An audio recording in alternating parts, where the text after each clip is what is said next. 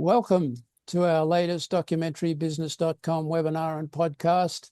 And today, Dan Salerno is going to focus on Nat Geo, what they're spending, and what it means for the legacy networks and for the producers who pitch them.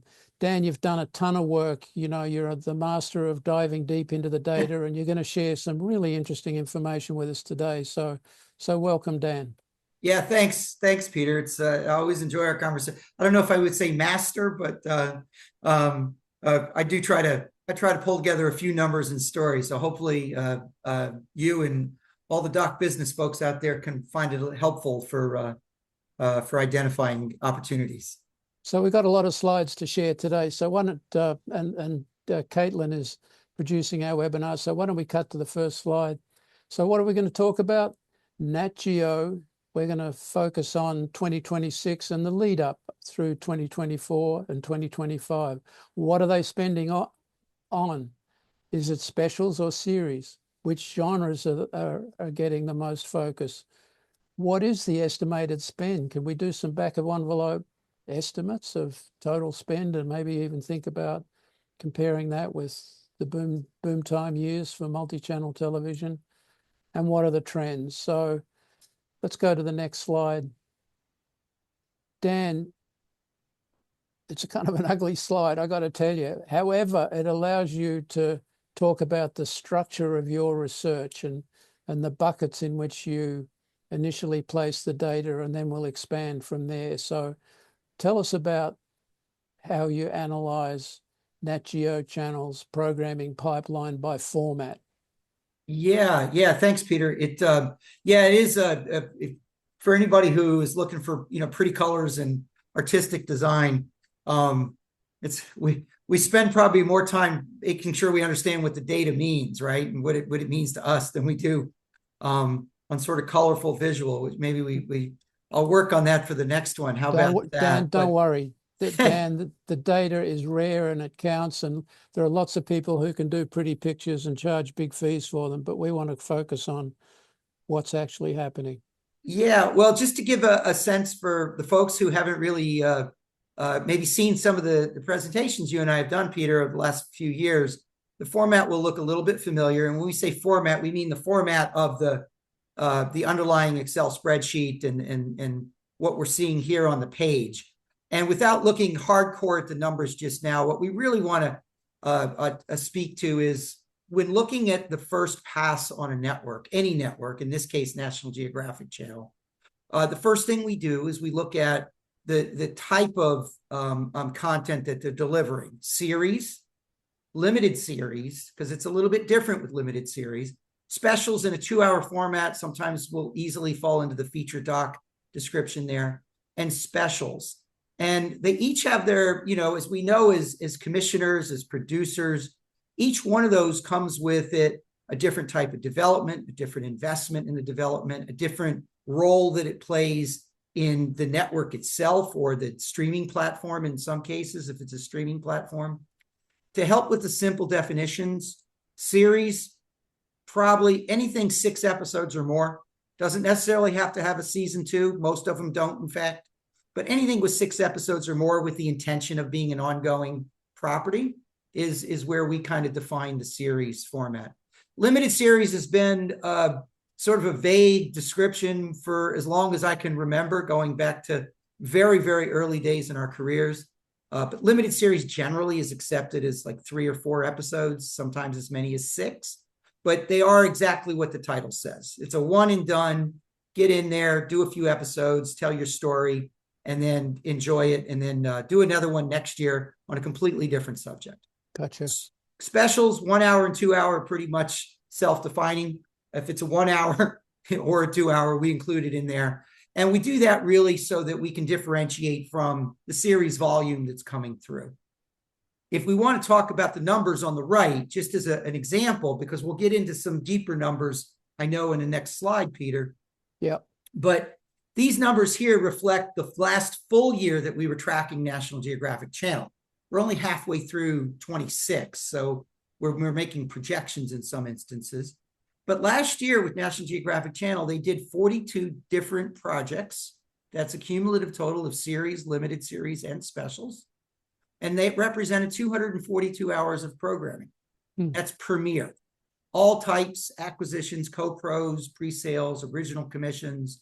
These are programs that premiered on the National Geographic Channel.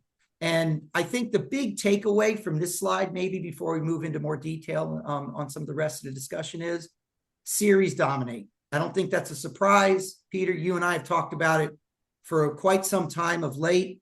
But it really, really has pivoted, I'd say, in the last 24 months in the environment that we're in with budget contraction, staff contraction, footprint contraction, that you can see that the networks, and not just National Geographic, is in the future, as we talk about some of the other channels and even streamers in the landscape, series is where it's at.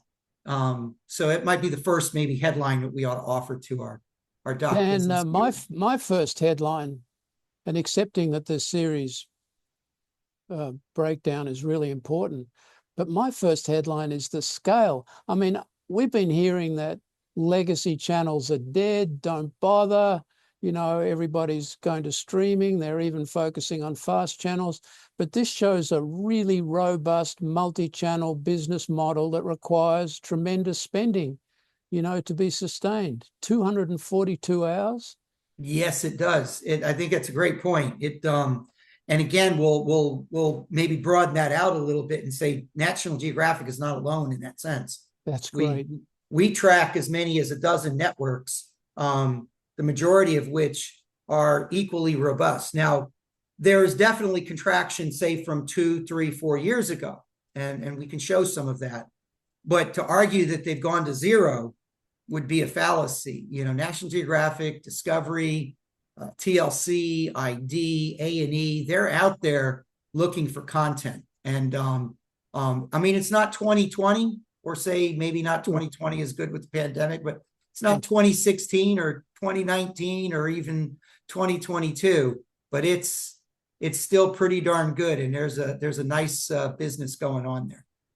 All right, let's look at the next slide where you expand the format to include 2024 and through to 2026. Yeah, and the thing, this may be, I know, Peter, you and I have talked about whether it's a little hard to read the data in a simple sort of numerical format, and might be a little easier if I had done bar graphs and things like that. No, this is good, Dan. I find it really helpful. The raw numbers, I think, are important here. And what I would try to focus on is the bottom line to start. And why don't we start there? And if we look at the bottom line and we look at the number of hours, 2 years ago, Nat Geo did almost 300 hours of television. Last year, they did 240 hours of television. It's about a 15% drop. This year, they've got 135 to date that we're familiar with. And these are not, there's not some sort of subterfuge, deep throat person feeding us information from the yellow border. This is all information that we're getting from announcements and trades and, you know, paying attention to what's going on in the marketplace. And so far, I mean, they're pacing about or slightly ahead of last year if we project correctly. So they continue to be robust. You know, this sort of contraction that we've been seeing is kind of leveled off as a whole. And I think that's an important message that we want to get out there, that, again, very much like you said earlier, Peter, a robust business is still quite active as a whole. What about the split between series and the other formats? Pretty much and I think that's as usual. Yeah, it is kind of business as usual a little bit. I think particularly in these 3 calendar years, these most recent ones, we'll talk about some underlying stats underneath them that drive a little bit more of the pivoting story for these networks. But by and large, they're sort of their distribution of series dominant has not changed at all. I mean, you can see it pretty clearly in these numbers. I think one of the things that I think is really important, though, with National Geographic is that second line, limited series, okay? Last year, they did 7 limited series, right? This year already, they've got 9. Wow. So it's clear that we're starting, and yet, if you look at the series, they're kind of at about halfway to last year's volume. So they haven't diminished the series greatly, but yet they're upping their investment or at least their share of space in the limited series. And I think that's a reflection of two things. One, and we'll talk about this will come up quite often again, is risk management. Okay. It's easier to try and take a chance a little bit, editorially speaking, on something that's a shorter run. If it works, it's great. You do more of them. If it doesn't, you haven't given away the farm with, 8, 10, 12 episodes, occupying a lot of space. The other thing, though, is there's some sort of anecdotal data out there that somewhere around 3 to 4 episodes in the streaming environment is where the viewers start to kind of tail off in a dramatic way. Their fatigue level starts to really kick in around 3 or 4 episodes. And I think because National Geographic is actually, I think is one of the leaders right now in really understanding the relationship between their linear and their digital. And in the case of their major projects, their tentpole projects, their premium content, they're really driving Disney Plus more than the linear in terms of their ultimate destination. Hence, I think the increase in the shorter runs, because they're ultimately looking at the landing spot being in the digital atmosphere as opposed to the linear. That's really great, Dan. Really a lot of context to explore there. But I want to just back up here, and one of the factors that you and I have discussed that drives the emphasis on series and limited series is risk management. And we've just talked about how robust the acquisition world is for this particular and for other linear networks, but they're still in a tight economic environment and really focused on risk management. Yeah, they really are. And again, I don't think that should surprise any of us. I think, when I worked at the network, in a way, that was always part of the equation.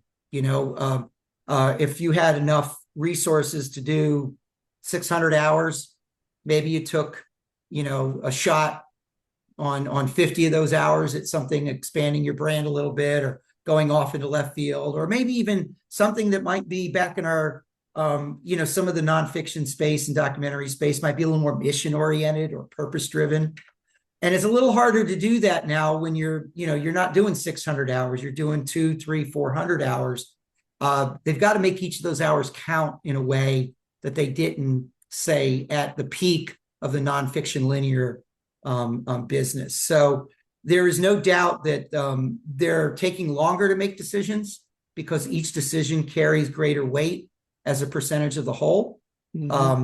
Their investments, I think, are tailored towards risk management. Their editorial choices, for sure.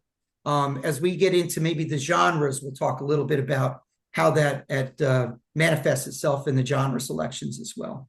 Yeah, let's make sure we explore that. I know we've got some really interesting thoughts. All right, let's move on to our next slide. Yeah, thank you, Caitlin. So we're now looking at genres. Yeah, so speaking of genres, an unintended segue there for transition. We won't spend a lot of time on this slide, though. Really, again, it was more to kind of introduce the format a little bit, in this case, the slide format. In addition to tracking limited series versus 2-hour specials and so forth, it's also important to understand what they're buying, not just sort of what lengths they're buying, but genre and topic and editorial. What are they looking for? And it's evolving over time, no surprise.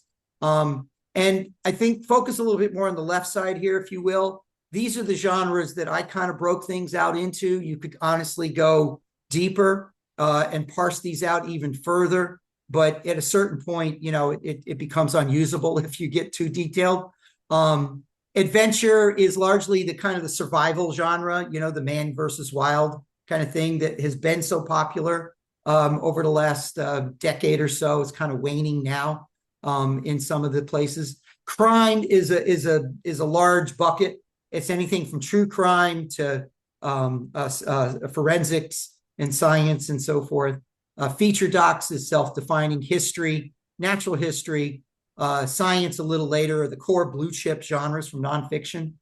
And pets and vets, I had to kind of put in because for quite some time, National Geographic in specific, Animal Planet as well, and then Nat Geo Wild were very heavy into the pets and veterinarian space. So we wanted to delineate that from some of the other animals in straight natural history. And then finally, unscripted is a little bit of a catch-all. That's anything from, some may call it the obdocs or reality. It might be things like in a Discovery World, it might be things like Deadliest Catch. In the Nat Geo world, it would have been things like, Life Below Zero or other series of that ilk. And we'll walk through some of those if you're interested. I think turning to the right side, Peter, again, we'll go into this a little bit better in the next slide, but the same 240 hours, you kind of see the distribution of the genres themselves. This is last year, the last full year. And you can see really three areas jump out at you as the dominant bulk of what they're doing. One is history. That's not a surprise. A lot of that is ancient history. Lost Treasures series, particularly from Windfall, Egypt, Rome, things like that. The unscripted arena is like I said, it's a little bit of an open-ended arena in there, and carries all sorts of great stuff like Stanley Tucci in Italy, and Extreme Catch. This year it was an acquisition they had on sort of a Deadliest Catch fishing type of show. And then the one that may surprise people is the crime genre, because National Geographic really doesn't talk a lot about in their branding about the crime genre or the forensic sciences and so forth, but they really do have quite a healthy offering of content in that area, really coming in the area of Border Patrol. To Catch a Smuggler is, I think, in its 10th or 11th season now, and Trafficked was a really big hit for them for 5 seasons with Marion Van Zeller. So they've had some great success within that genre, even it's not one that they sort of speak too loudly about in their brand presentations. But Dan, you know what really my big takeaway is?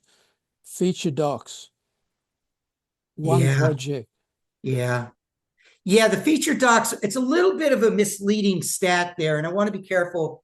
There is no doubt that feature docs are not as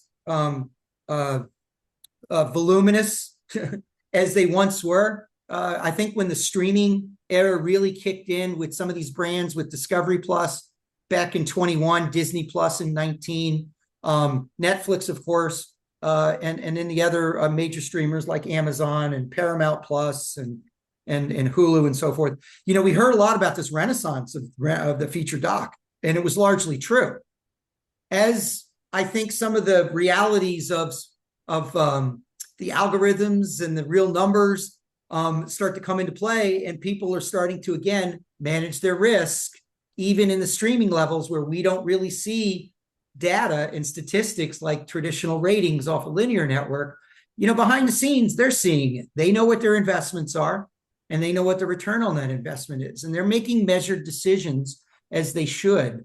In the case of National Geographic, they have an incredible unit, National Geographic Documentary Films, that has been very successful in the festival space, the theatrical space. And that's not really reflected here because this is about the channel. And the National Geographic documentary films are largely driven by a theatrical run. And then most of them then go straight to Disney Plus. And that would be more on a Disney Plus analysis that we might do at a later time. That's really helpful. Dan, the other, takeaway for me is natural history. You would have thought Secrets of the Serengeti was the absolute, foundation bedrock of Nat Geo, given its history. But there you are. We're looking at less than 10%. And I think you're right, and it's a good catch there. It is one of those things. It's kind of this. It's this interesting juxtaposition between branding and reality. Okay, and for years, we would always talk about how Discovery Channel and Discovery brand was always referenced as this home for big wildlife stuff. You would hear the late night talk show hosts, make a reference, or even in a sitcom of casual scripted comment, when they have to make some reference about behaving, like a lion, on the Serengeti, or something about a chimpanzee. they always would make some joke about, well, what are you watching the Discovery Channel? Ha ha ha. But the reality was, when you look at Discovery, they hadn't run any of that type of content for over a decade. But the brand perception remains. And that is, to some degree, what happens with National Geographic. Now, they have not abandoned natural history. They've pivoted it largely to Disney Plus, where it's a really strong pillar in the Disney Plus environment. The reason we see fairly small numbers here on the linear, and we'll see it again for 26, is they've reduced again to limited series. This year was Secrets of the Bees. Last year was Secrets of the Penguins. And some of their Shark Fest content is really the driver. They've got some really strong, critically acclaimed content with Underdogs was the one this year, and A Real Bug's Life last year, that did really well on the award circuit and the festival circuit, places like Jackson and Wildscreen. So it remains a core part of their brand, but not necessarily with a high presence of premiere content on linear. And again, that's all about the mitigating risk. And it is about kind of brand management in some ways, even though we haven't talked about it. The Disney Plus brand, it's really important that it present as family friendly. And natural history does that like no other genre. Interesting. And, so Dan, if I've got to take our pangolin film with Terramata and PBS Nature, so it's not available. But let's say we're in the development phase for that. Don't pitch it to Nat Geo. Find someone at Disney Plus to pitch to. well, I think that, and they may be one and the same person, quite honestly. You would probably go into the Nat Geo offices and pitch that, and then they might pivot it towards a Disney Plus platform. It's the same development team that is kind of navigating, the National Geographic brand into both of those platforms. So the good news is you still only have to have one meeting. Where cool. I would probably caution you, though, not specifically with Osprey, but just the format, single hour special. I think the appetite for an original high investment single hour special is almost, if not limited, it's almost non-existent. I think the appetite is really for the multi-part three-parters that come along with it. And given their most recent announcement, I think if you could get James Cameron attached in some way, you will increase your odds. He called me yesterday, but I was too busy. I'll follow up tomorrow. But let's go to the next slide. This is the same slide, so but this is the trend format-wise, but we could see the trends here. Tell us, Dan. Yeah, I think, again, why don't we kind of focus again on 2026, two far right columns, because this is year to date, as we said. You can see history just really jumping ahead. In fact, there's more history hours in just 6 months than they had all last year by my count. And the same goes for science. While it's a smaller number for science, you got the blue chip stuff. The crime is about kind of on pace to last year, but it's a different type of crime, I would say. It's more acquisition driven. So you're seeing some content come from Sky, Office Sky, with these, they've got these short little staccato narcos offerings that just started cropping up. And To Catch a Smuggler is an umbrella franchise that they continue to bring back.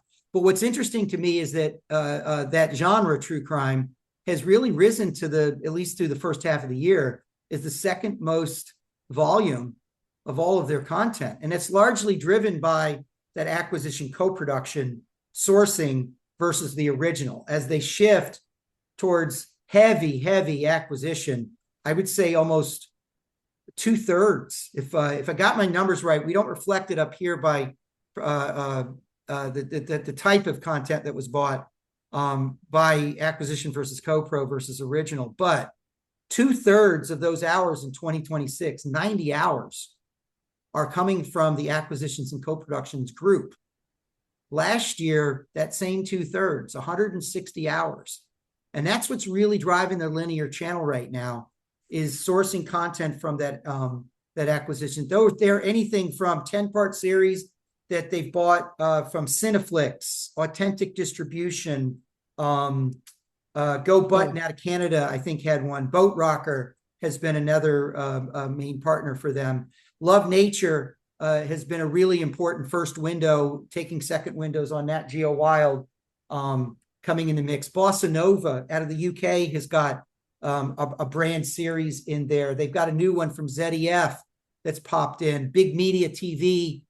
Peter, you and I talked to them about a year ago about their business model. They've got a series in the mix. So met them in Cannes a couple of times. Yeah, and Geographic has done a really good job of getting out there in the market, getting their name, and letting people know they're open for business for this type of content in ways that the other networks have not.